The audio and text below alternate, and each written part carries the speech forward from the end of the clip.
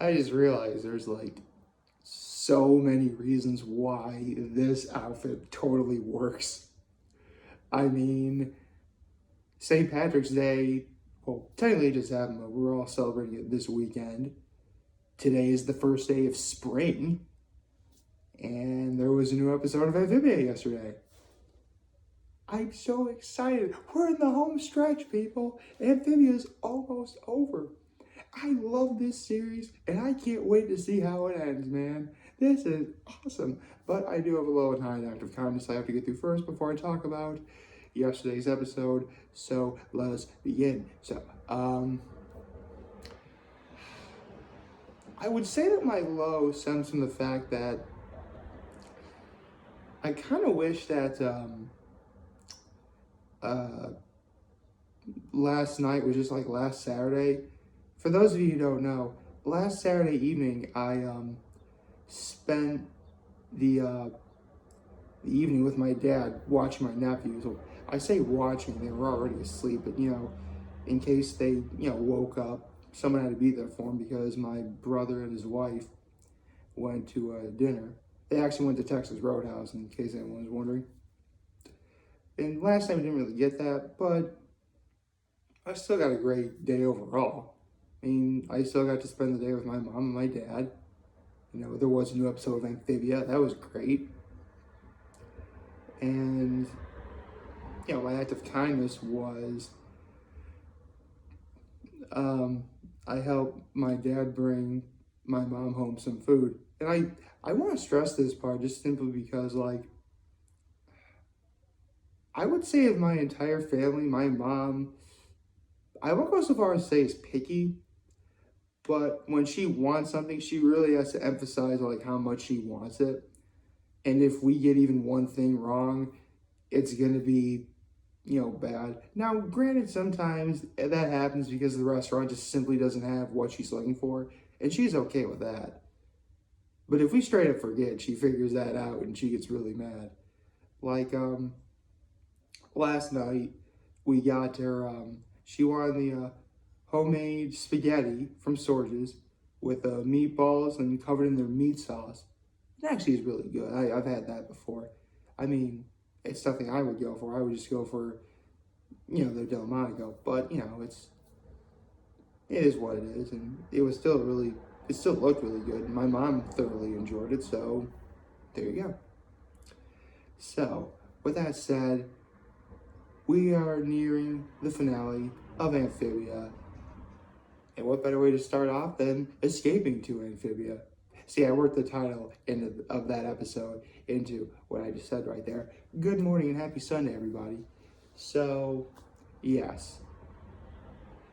The second half of season 3 kicks off with the episode Escape to Amphibia. Pretty obvious.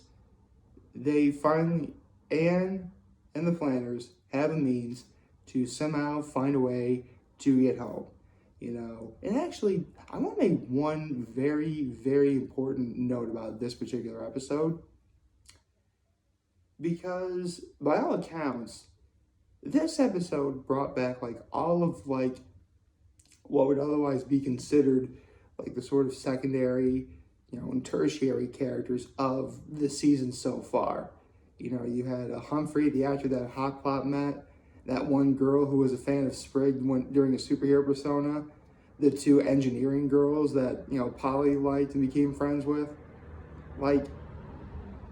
You got to see them all in this episode. It was a casting call. And a really great casting call, too, as you'll see in a minute. So they tried getting a portal to Amphibia to work. They don't have enough power source to do that.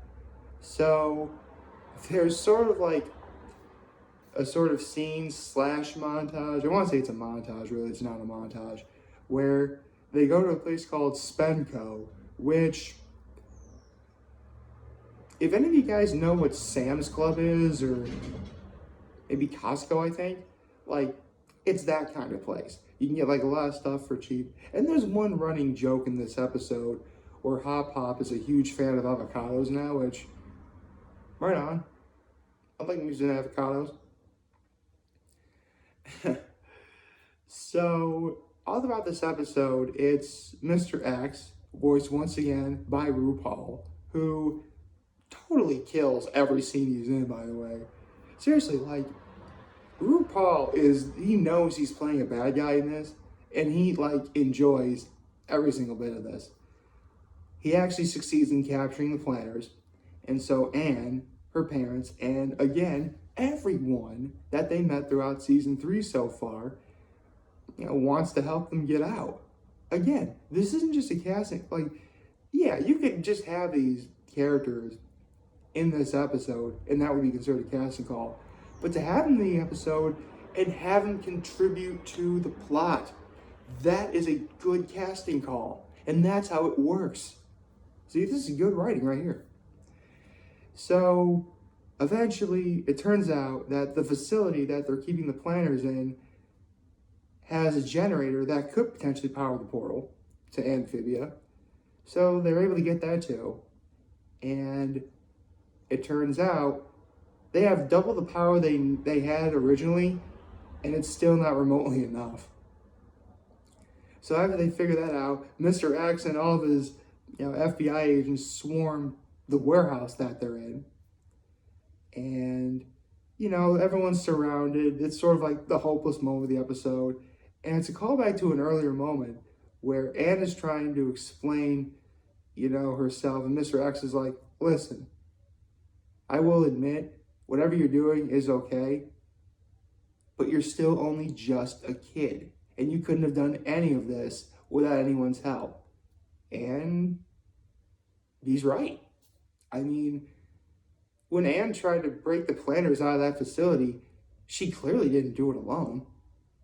She had people help her, her parents, friends of the planners, everybody. And things like this are really good for hammering in that, yes, no one can do everything alone. There are times where you do legitimately need help from others to, get the job done. And then it got really awesome at the end when Mr. X walks up to Anne and is like, I will admit, what you did was very impressive, but you're still only just a kid. Or it was like something to that effect. It's like doing still only just a kid. Like that sort of thing, right? And then Anne's like, you're right. I am just a kid. But that just means when I have people to help me by my side, I can do extraordinary things, or something to that effect. And basically, Anne activates her blue gem powers, and that actually opens the portal to Amphibia. So she, Sprig, Polly, and Hop Hop all jump into the portal. But not before several moments throughout the episode where Anne is contemplating, like, I'm going back to Amphibia soon, but I just got home. I hadn't seen my parents in months. I don't want to not see them again. And that's true. I mean, it's actually no different than a kid going to college. I mean, you spend however many months away you were at college only to go home for a moment's reprieve, and then you got to go back. And it's sad. But earlier in the episode, Anne's parents assured her that, throughout her time in Amphibia and even back home, she's grown a lot. She's become so much more mature than what she was in the beginning of the series. And now she's going to take everything she's learned over the course of the entire series, and now she's going to use it to save what's honestly become her second home. Seriously, this is exactly the kind of episode that we needed to kick off the final half of this season, of the final season. I mean, pretty obvious. A lot of episodes throughout this season have been pretty solid in their own right, but this might actually be my favorite so far in terms of at least this season. I mean, I'm sure I'll probably say that next week too. What can I say? I please easy. I like this show, but this show really has come a very long way. You know, I remember first seeing promotions of this, you know, back in 2019, and look where we are now. We're at the final season. I mean, am I going to be sad when this season is over? Yeah, I am. Are you kidding me? I guarantee a lot of fans of the show are going to shed tears when this is over. I know. Yeah, sorry, don't mind the cars. I have my windows open. It seemed like nice. It's nice out. It seemed like a nice thing to do. Anyway, so the episode ends with Anne and the planners jumping into the portal. The portal obviously closing behind them, and then and it cuts to that one sort of clip where you look from a character's point of view and they're like opening their eyes, like they're like just waking up or something. It's just like, hey, we're back. Oh, sorry. I actually have I'm also trying to jar a few things, so bear with me. You'll probably hear a few pops throughout the rest of this. So, where was I? So Anne wakes up. She's clearly back at Amphibia.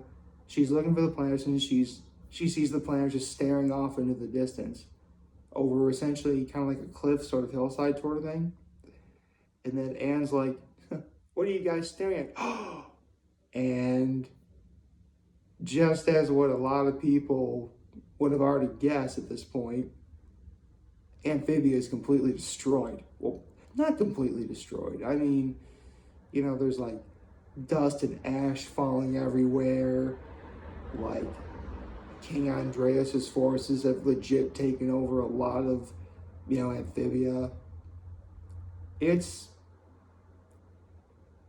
What can I say? It was sad and horrifying to look at. And I feel really bad. I feel really like, I'm not gonna lie. I know that Anne has like, you know, the blue power, you know, the blue gem's power, and that's obviously going to be like, you know, the game changer and what could potentially turn the tide in the final confrontation of this series. But I have to say, even if I myself had power like that within me, I'm going somewhere with this, don't worry. Even if I had that power with me, like, if I stared off into the distance, stealing all those forces, completely ravaging the land in front of me, thinking, oh no, I have to fight that soon. I'm not gonna lie, I'd be feeling kind of doubtful. I mean, don't get me wrong, I would eventually, you know, embrace the challenge and be like, you know what, I'm gonna do this. I'm gonna fix everything. You know, I would have that, but like, it would be that first glance, you know, like you're thinking, oh no. But yeah, this was a very good episode. Thrilling, even. You know, it had everything. You know, it had Anne coming to the realization that, you know, she's going to leave her parents again, only this time she's going in knowing that the jar just sealed. Knowing that her parents are proud of her. You know, it has the planners going home knowing that they have to fix their land too because, you know, they took care of Anne and Anne wants to help them, so that works too. A great casting call with all the characters, or the new characters, that we met throughout season 3. And they actually contributed to this plot in a very good way. And plus it has the FBI, you know, alien sci-fi sort of stuff, and RuPaul being, RuPaul, which I have to say, I think like